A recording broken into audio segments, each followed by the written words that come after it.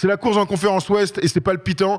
Le play-in rend palpitante cette fin de saison. Hein, clairement, parfois on a été détracteurs du play-in, mais à chaque fois qu'on y arrive, on se régale et on se demande dans la conférence Ouest qui va se faire éliminer. On va commencer par le top 6 puisque c'est la course entre 4 équipes pour finir. Donc 5e, 6e, 7e et 8e. Et vous savez combien ça peut tout changer puisque le play-in, faut jouer un match pour se qualifier. Il faut surtout pas le perdre parce que sinon tu peux te faire sortir sur un deuxième match. Regardons ensemble le classement de la conférence Ouest pour donc ce top 6. Ah non, on va tout regarder. Bravo Tom, il est super ce classement. Donc, Clippers Warriors, même bilan, 41-38.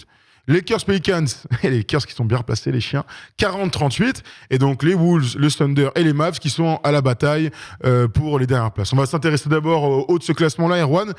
C'est difficile de savoir qui va s'en sortir. Honnêtement, parce qu'il y a des momentum qui sont très différents, je vais te donner ensuite. Ouais, parce qu'on vient de parler des Warriors sur une vidéo précédente où on les a un petit peu, où on a du mal à y croire, mais quelque part, le bilan est similaire à celui des Clippers, et les Clippers pourraient eux aussi passer par un play-in, voire dans le pire des cas se faire sortir, j'ai quand même beaucoup de mal à y croire, mais tout est très serré, ouais, et c'est vrai que mine de rien, pour moi, sur la logique, voudrait quand même que sur la saison, ça soit les Clippers qui soient au moins dans le top 5, mais on voit que la logique, malheureusement, la ça logique, pas comme ça. Il n'y en a aucune, surtout cette année, et surtout dans la conférence Ouest. Et il reste 5 jours de compétition, il y a 4 équipes avec le même nombre de défaites. Donc la logique, si tu finis mieux, c'est ton problème. Hein. Tout à fait. C'est ton problème. On va regarder ensuite, donc pour ces 4 équipes, les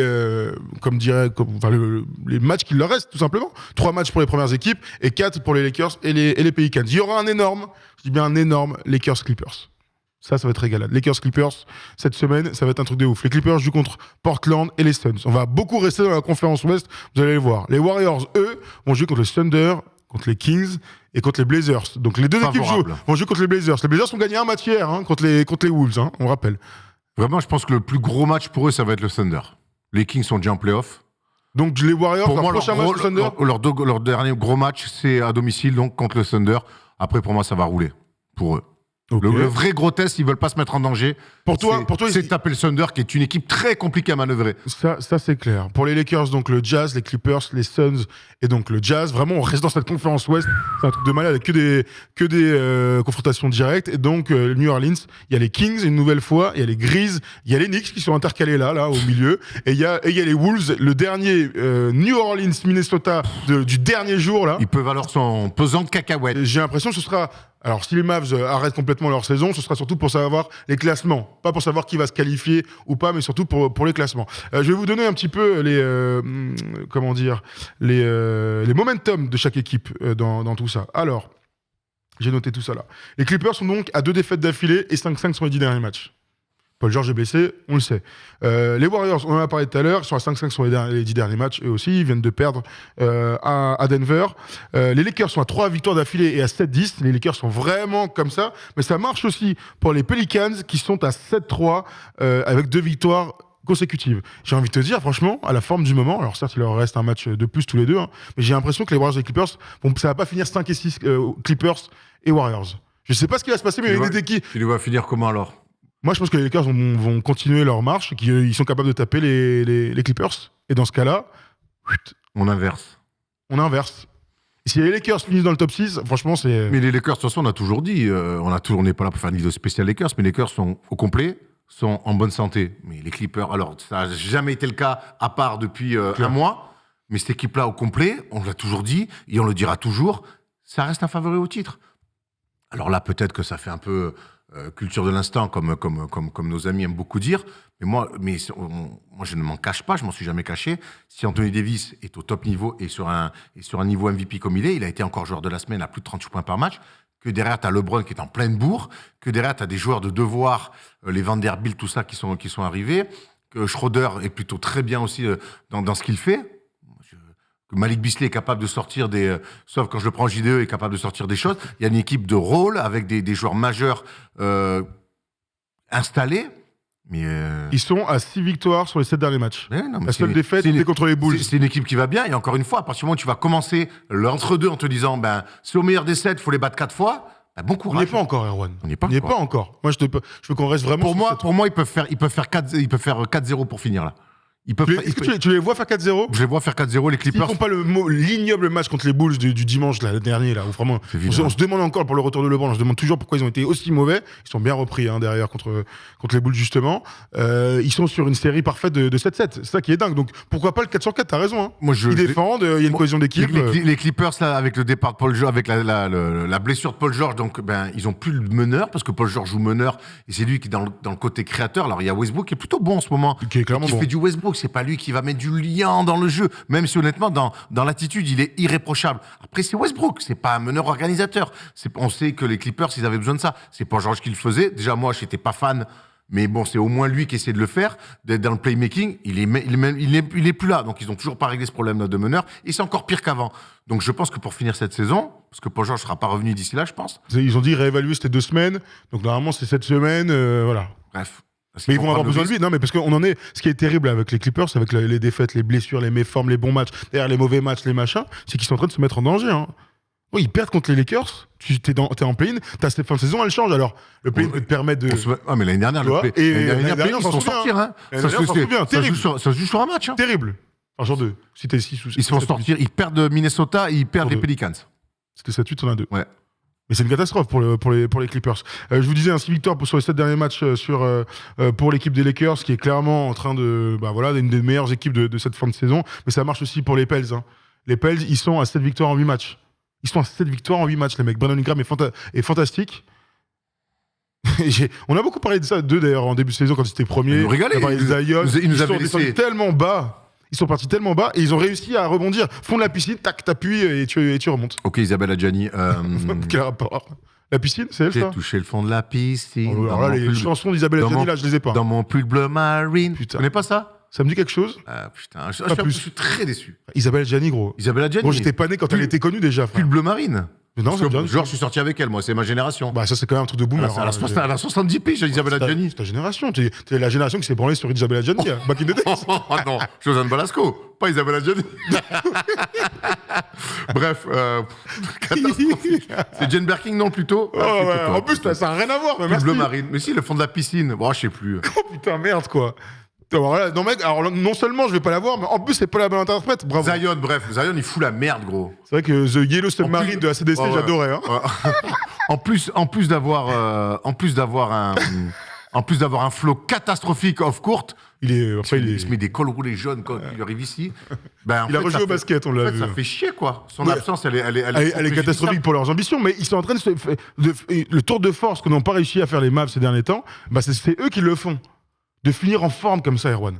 C'est ça que j'aime, moi. Ouais, non, mais très bien. Est fantastique, il y a plein. Il est l'un des joueurs les plus efficaces de toute la NBA sur tous les aspects du jeu. Il y a plein de mecs. C'est une équipe, CJ McCollum, fait du CJ McCollum. Ils finissent en trombe. C'est ça qui est bien avec les Pels. C'est ça qui est bien. Bon, en tout cas, on verra ce qui va se passer pour ces équipes. On a parlé des Warriors. Pull marine, Isabelle Adjani, sans problème. Non, mais. En train de taper, je croyais que tu allais sortir un truc de basket. Non, il est revenu sur Isabelle Adjani. N'importe quoi. Zion, c'est un flop. Ouais, écoute, on aura le temps de. On en va en débat. Quand il joue, c'est pas un flop. Après, c'est une équipe l'année dernière qui a eu un vrai vécu. Je pense que les gamins aussi, on parle de Brandon Ingram qui est fantastique. Je pense que les gamins, Beber Jones et Trey Murphy et toute la clique, ils ont un peu accusé le coup, mais là, ils sont partie prenante de cette bonne fin de saison. Moi, je reste déçu de la gestion de l'absence de Zion côté Pelicans. Même si il remettait un dernier coup de collier, ils auraient dû se mettre un peu mieux à l'abri, je trouve. Bah, après, t'as raison.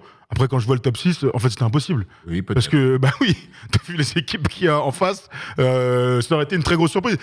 On peut pas faire que des belles saisons comme les Kings. Hein. À un moment donné, il faut qu'il y ait des gens qui faiblissent un tout petit peu. On revoit justement les 4 équipes là qui vont se battre pour le top 6. Sans dire que c'est fini pour les autres, ce serait très improbable quand même que les Wolves, qui étaient bien replacés il y a quelques semaines, il y a quelques jours même, finissent finalement autour de la 9e place. Tu me donnes ton classement de fin de saison? Comme ça, on joue un petit peu. Qui finit top 6?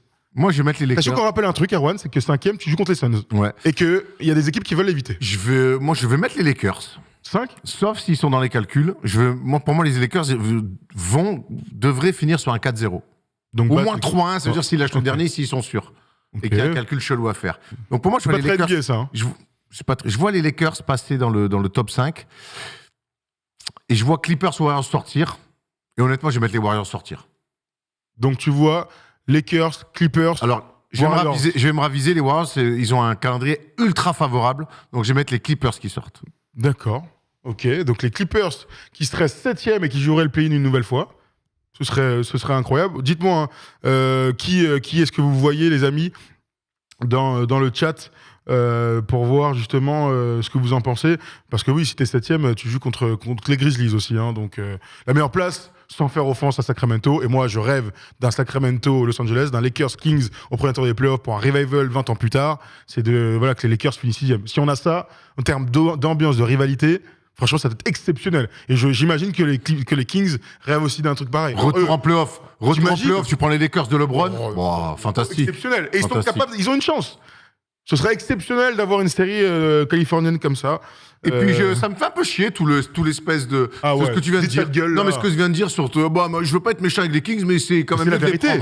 Ça me fait un peu chier. J'espère, et je vais essayer de le dire le plus poliment du monde, j'espère qu'ils vont te faire fermer ta gueule. Mais je leur souhaite qu'ils nous fassent tous fermer leur gueule. Le problème, c'est que c'est les joueurs qui le disent, c'est pas moi. Hein. C'est vrai. Et que on voit les mêmes matchs. C'est vrai. À un moment donné, Sabonis en playoff.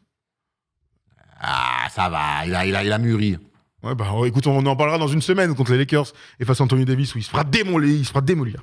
Un Warriors Suns, bien sûr, sera fantastique. Regardons pour les calendriers pour être 9, 10 et 11e. Hein, les Mavs, quand même la grosse info du jour. C'est pas une info encore, c'est une rumeur.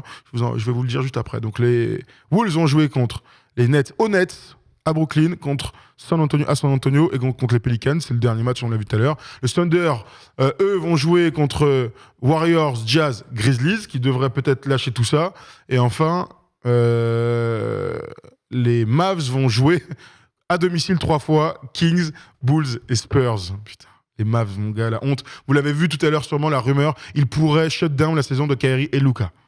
C'est la rumeur qui est sortie aujourd'hui. Alors, on sait pas. Ils shut down la saison dans ce cas-là, hein, tu peux me dire. Hein. T'imagines, ils font 3 sur 3, ils se qualifient sans eux et tout. Là, tu vois, mais... Ce serait incroyable. Qu'est-ce que t'en penses de tout ça? Ils vont faire Frankie Nikina, première option. Malheureusement, il joue pas, Frankie. Vous l'avez pas vu Si, moi, je l'ai vu. C'est chauffé. Alors, il était pas. Si, il est revenu dans la rotation. Là, il n'était pas dans la rotation. Il a fait une séance de shooting. C'était très curieux.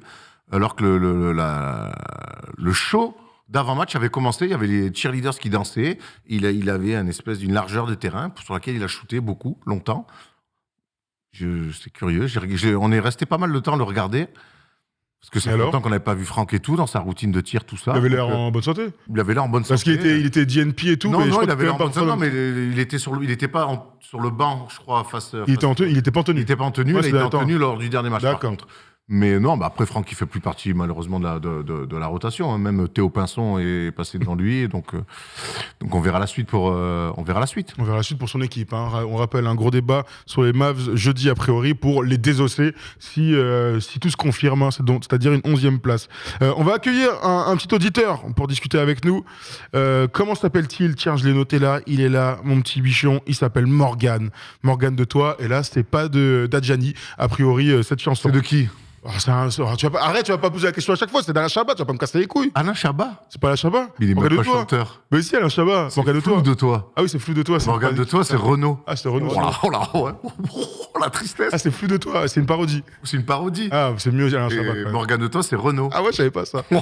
Je suis Morgane de toi. Mais j'ai une gueule à écouter Renaud, moi. Moi, j'écoute Chris Brown. On va respecter Renaud. Ouais, tu vois. Pour ses chansons et pour y aller à l'apéro. Voilà, tu vois, ça, c'est les gens qui aiment trop respecter. On s'en bat les couilles. Allez, Morgane de toi et pas Flou de toi, hein, la honte. Allez, Morgane. Allez, Morgane. Salut tout le monde. Oh, salut Morgane, merci de me sauver. Morgane de toi, de Renaud. Tu sais que je savais pas du tout que c'était de Renaud. Tu le savais, toi, Morgane? Oui, malheureusement. On me l'a dit plusieurs fois. Mais comment ça, Morgane? C'est une magnifique chanson. Mais je suis. Moi, non, mais il me dit malheureusement, c'est une belle chanson. Non, mais il voulait pas dire malheureusement, il le savait, quoi, c'est tout. Ah. Voilà, moi, à part Mistral gagnant, je connais aucune de Renaud. Hein. Ah, j'y peux rien, moi. Bon, alors, Morgane. Pendant qu'on est en train de faire étalage du savoir de la chanson française, je suis vraiment le meilleur pour ça. Renaud qui présente Burger Quiz. Ça aurait pas eu la même gueule, l'émission. Ouais, je préfère Chabat quand même. Ça aurait été Ricard Quiz déjà. Morgane, qu'est-ce que tu vois pour le play-in et tout ça? Raconte-moi, parce que là, merde, quoi. Alors, moi, les Clippers, pour moi, ils vont un petit peu être j'ai un retour dans les oreilles assez gênant. Je vais pas me mentir. Ah mince alors. Je m'entends en fait avec du délai. Ça arrive. Tu sais que quand on commence, ça nous fait ça. Enfin, c'est normal, hein, mais t'as toujours un petit truc comme ça. Que là, tu t'entraînes comme si tu castais. Alors vas-y. Comme si casse, tout allait bien. On t'écoute, on t'entend très bien. Je vais baisser le son, c'est pas grave. Alors, en fait, ce qui se passe, c'est que pour moi, les Clippers vont être un petit peu en perte de vitesse à la fin des 82 matchs, des 3 derniers matchs prochains. Ils ont la chance d'affronter Portland à la maison, contrairement aux Warriors.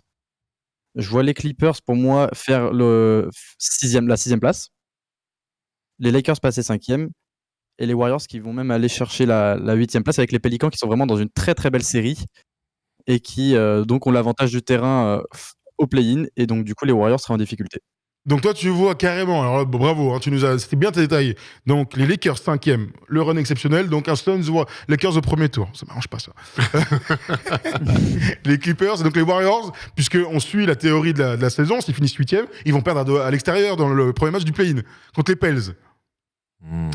C'est compliqué à savoir parce que les Warriors, ils sont imprédictibles.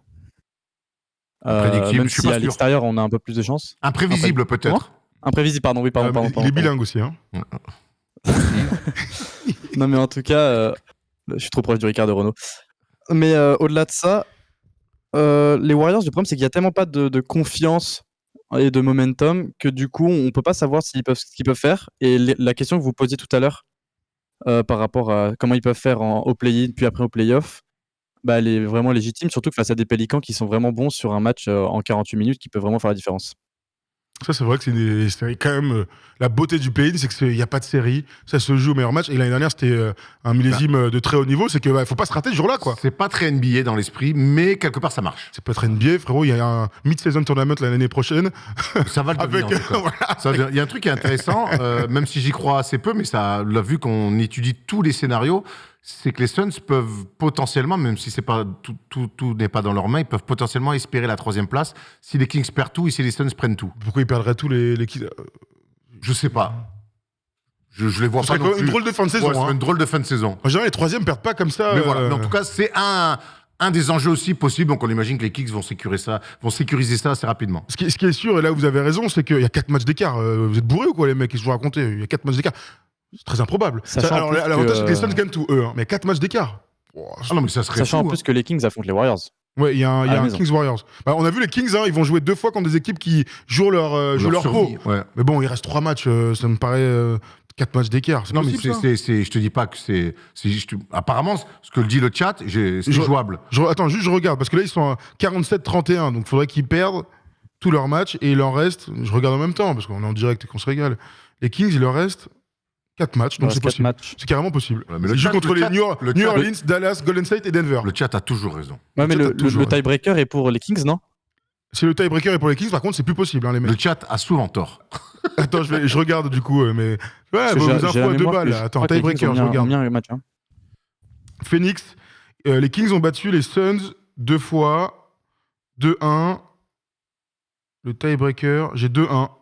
2-2. Oh putain. Là, il y a 2-2 au bout d'un moment, les gars. Il y a un com qui est intéressant, c'est arrêter avec la voyance. Et t'as raison, et tout à l'heure, c'était le cas dans la vidéo avec les Warriors, où au bout d'un moment, on était dans la spéculation, dans l'imagination, dans le fantasme.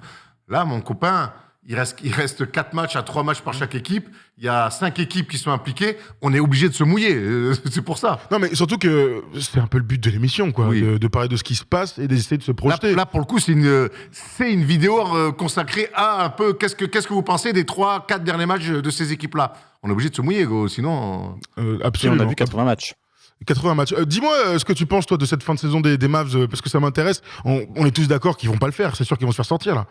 Enfin, Morgan. Encore plus avec les news qui viennent de sortir à l'instant.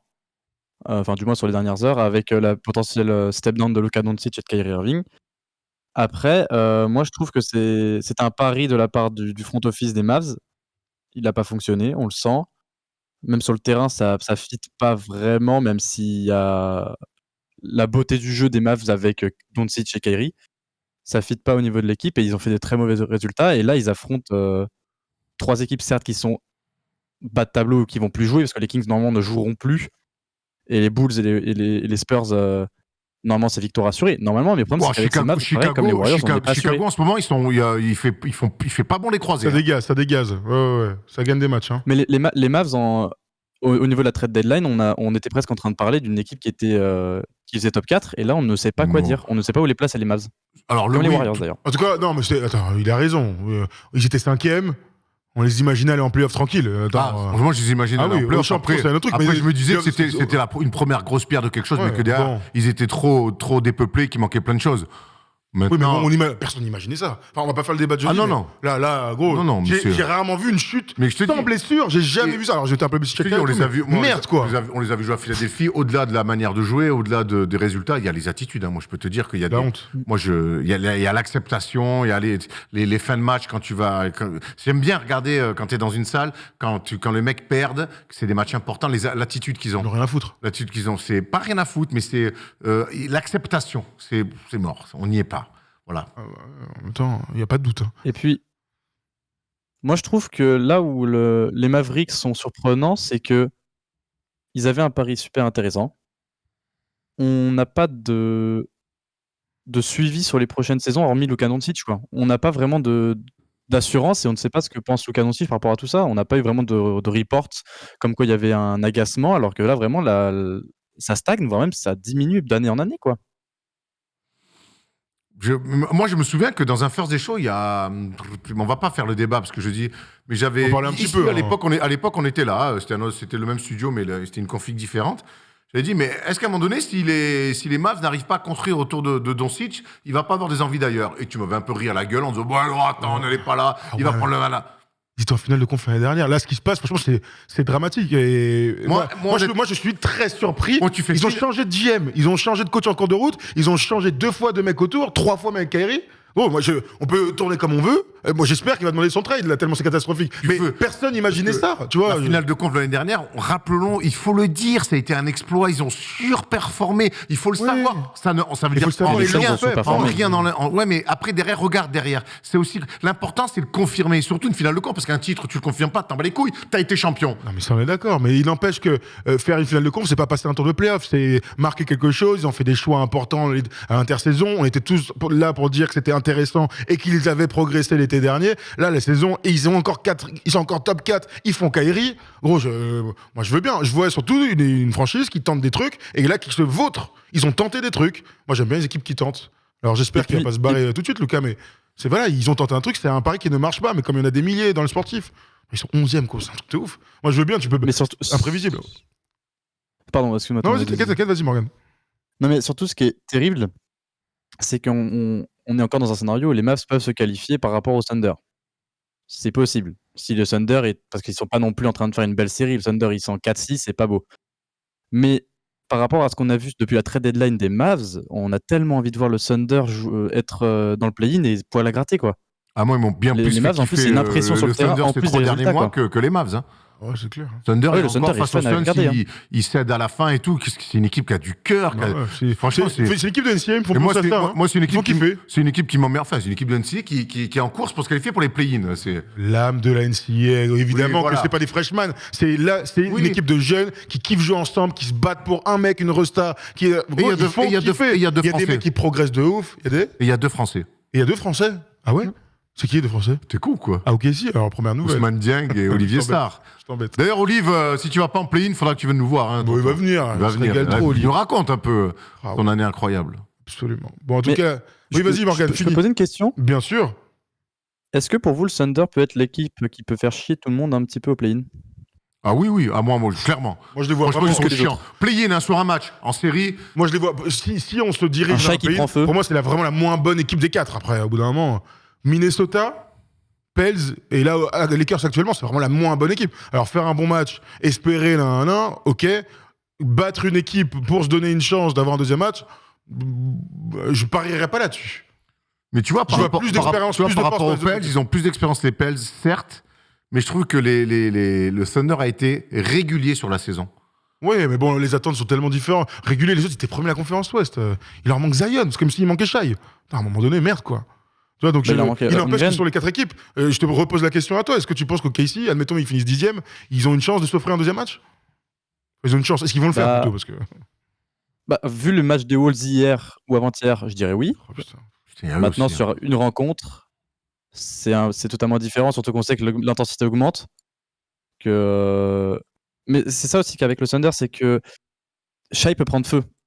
Et même si j'adore Anthony Edwards, j'adore Towns, je ne vois pas un joueur meilleur que Shai dans le match. Tu peux prendre un sacré coup de feu. Non, mais c'est vrai que dans un play-in, sur un play-in, tu tombes un soir où Shai, il va mettre 40. Ils ont que les gamins derrière. Ils en ont 2-3 là. Dès qu'ils sont ouverts, c'est filoche. Ils ont des mecs qui défendent Jalen Williams là. Je veux dire, les Williams, ça non, marche. mais le meilleur, le numéro 8, le rookie là, qui est ils sont tous rookies, mais lui, il est extraordinaire. Enfin, je pense que c'est une équipe, ils sont chiants. Il n'y a pas un mec qui rentre, qui a un peu un point faible. Ils défendent le plomb, alors avec un peu de naïveté, mais tu tombes sur un soir où Shai, il met 40-50 et que derrière, il y a les Isaiah Joe et tout, ça tombe dedans, tu peux vite te faire emmerder. Hein. Non, mais ça, c'est clair. Et en plus, c'est la pire match-up pour Rudy Gobert. Pour qui t'as dit? Pour Rudy Gobert. Ah, pour Rudy Gobert. Ah ouais, ça c'est clair. Hein. Que les petits, là. Wow. Ça court, en plus, c'est pas du tout son rythme. En tout cas, sachez que le play-in, c'est la semaine prochaine. Donc, dimanche, c'est la dernière journée de saison régulière. Il y a toutes les équipes qui jouent le dimanche soir. Et lundi, c'est les premiers matchs de play-in jusqu'à vendredi. Donc ça va enchaîner, ça va être la folie. Nous, on aura le first day show au milieu, etc. En espérant que les Lakers soient qualifiés. Et puis voilà, ça va être passionnant. Franchement, le play-in, à chaque fois, c'est trop bien, quoi. C'est un truc... ils ont réussi à nous hyper, c'est con. Ils sont bons, la NBA. Ah, ils sont relous. D'ailleurs, on parlera jeudi dans le First Day Show, dans les news, de toutes les choses qui vont changer entre les fumeurs de bédo qui sont contents, entre le tournoi de mi-saison, entre les contrats Supermax, on pourra en avoir plus de 2 dans les équipes. Ça change pas mal de choses pour certaines franchises. Il y a beaucoup de choses dans le nouveau CBA là, qui arrivent. Donc ce sera passionnant à lire ensemble. Merci Morgane de nous avoir appelé. De rien, merci d'avoir accepté le call. Très beau prénom. Enfin, d'accepter que je vienne. Merci. Ça marche pas comme ça, on est content que tu sois venu. Bah oui, de nous avoir accepté. Si t'es passé, c'est que t'étais le meilleur, sache-le. Donc, tu peux penser à tout ça ce soir et peut-être te lancer dans une... Je vais me coucher heureux. Ah, tu peux aussi aller te coucher, ça marche. Moi, je voulais que tu te lances dans une carrière de chroniqueur, mais bon, après, si tu préfères te coucher et dormir, comme Chris Roche, et ben ça te regarde, mon pote. Bah s'il y a un poste... Eh ben, écoute, pourquoi pas. On est toujours friand des nouveaux caractères, des nouvelles personnalités, Erwan. Tout à fait. Mais on est déjà 8 dans 12 mètres carrés, hein, donc il n'y a pas beaucoup de place. Hein. Nos bureaux, vous savez qu'on est assis debout quand même. On est comme ça. Enfin bref. Merci Morgane. De rien, merci beaucoup à vous. Salut. Bonne soirée. Salut. À la prochaine. Je vois quelqu'un qui dit c'est quoi la news pour les fumeurs de bédo. On se retrouve jeudi pour en parler. Si tu l'as pas vu passer, c'est le 1er avril. Tout le monde pensait que c'était une blague. C'est pas une blague. C'est pas une blague. On en reparlera jeudi. Voilà pour la course au playoff dans la conférence Ouest. Ce sera passionnant. Et on suit ça à fond, les ballons. Pas de match ce soir, comme je le disais. Mais dès demain, il y a un nombre de matchs incalculable. Donc, ce sera le kiff. Voilà, les amis.